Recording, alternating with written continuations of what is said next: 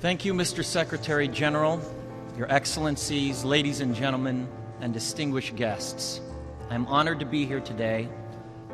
As an actor, I pretend for a living.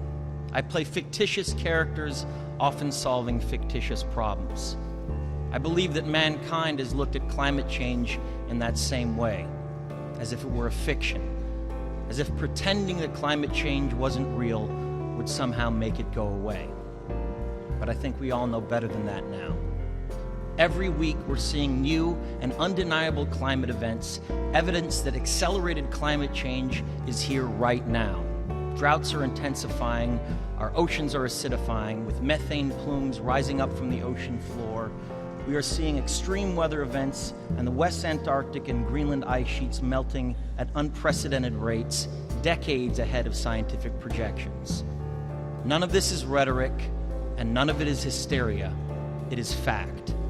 The scientific community knows it, industry knows it, governments know it, even the United States military knows it.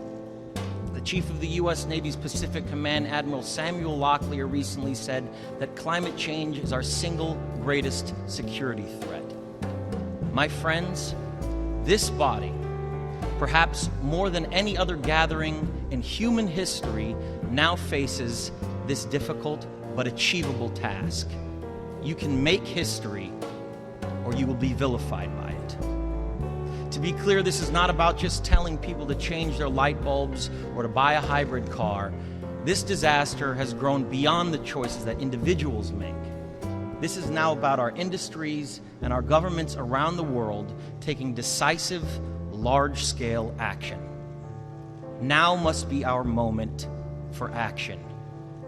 We need to put a price tag on carbon emissions and eliminate government subsidies for oil, coal, and gas companies. We need to end the free ride that industrial polluters have been given in the name of a free market economy. They do not deserve our tax dollars. They deserve our scrutiny, for the economy itself will die if our ecosystems collapse. The good news is that renewable energy is not only achievable, but good economic policy. This is not a partisan debate, it is a human one. Clean air and a livable climate are inalienable human rights. And solving this crisis is not a question of politics, it is a question of our own survival. This is the most urgent of times and the most urgent of messages. Honored delegates, leaders of the world, I pretend for a living, but you do not. The people made their voices heard on Sunday around the world, and the momentum will not stop. But now it is your turn. The time to answer humankind's greatest challenge is now. We beg of you to face it with courage and honesty. Thank you.